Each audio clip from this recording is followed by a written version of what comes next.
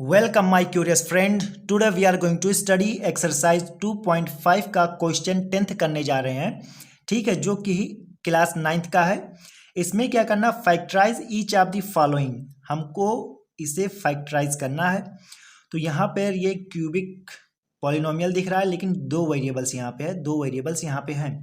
तो इसलिए हमें दूसरा मेथड लगाना होगा, क्योंकि हम इस चैप्टर में, इस एक्सरसाइज में हम आइडेंटिटीज का यूज कर रहे हैं। तो इस वाले दोनों क्वेश्चन में आइडेंटिटीज का यूज करके हमें फैक्टराइज करना होगा। ठीक है, तो सबसे पहले हमें यहाँ पे क्यूब दिख रहा है, यहाँ पे क्यूब दिख रहा है, वाई क्यूब जेड क्यूब दिख रहा है।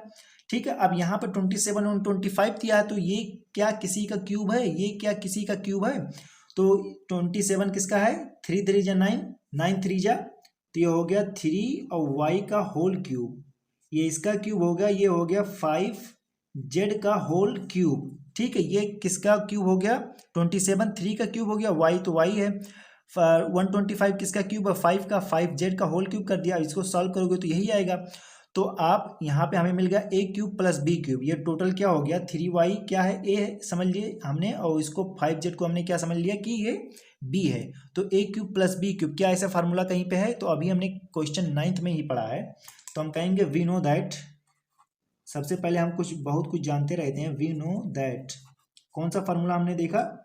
We know that A cube plus B का whole cube is equal to, plus का है, यहाँ पे प्लस है तो यहाँ पे भी प्लस, एक्स प्लस वाई। ठीक है, अब यहाँ पे दूसरे ब्रैकेट में होता है x square plus y square minus, देख रहे हो एक्स वाई मैंने लिख दिया, यहाँ पे ए और यहाँ पे बी, यहाँ पे A square plus B square minus A B. ठीक है, यह हम लोगों का फार्मूला है।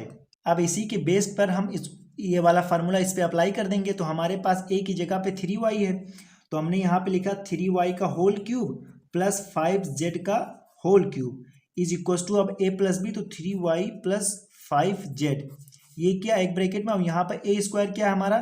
3y का, यहाँ पर थोड़ा सा बड़ा ब्रैकेट लगा लो, 3y का 3y स्क्वायर प्लस बी क्या है हमारा? 5z का स्क्वायर, और उसके बाद minus A B, 3y into 5z।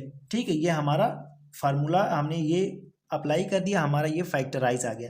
इसको सॉल्व कर लेंगे, जो हमारा आंसर आएगा वही हमारा फैक्टर हो गया। तो यहाँ पे हमारा आया 3y प्लस 5z एक ब्रैकेट में, और इसको जो हमने सॉल्व किया तो ये आ गया 3 3 जा 9 वाई स्क्वायर, और ये आएगा 25 जेड का स्क्वायर, और ये हो गया 5 3 जा 15 वाई जेड।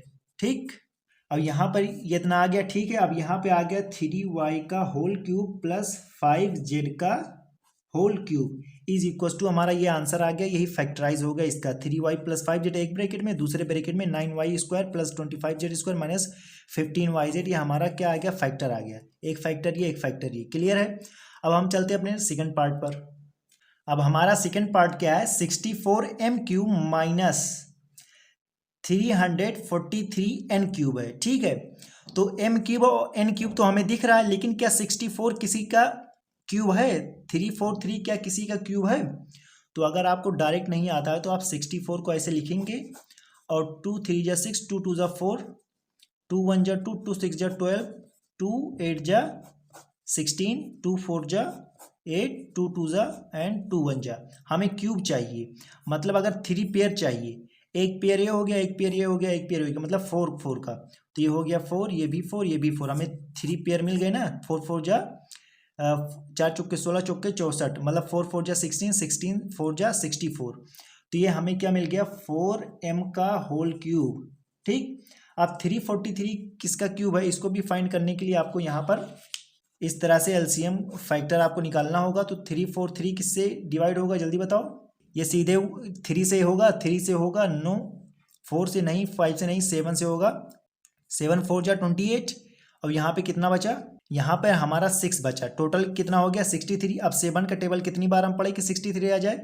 7 9 जा 63। अब यहाँ पे हमारा आएगा 49, तो 7 7 जा 49, 7 1 जा 7।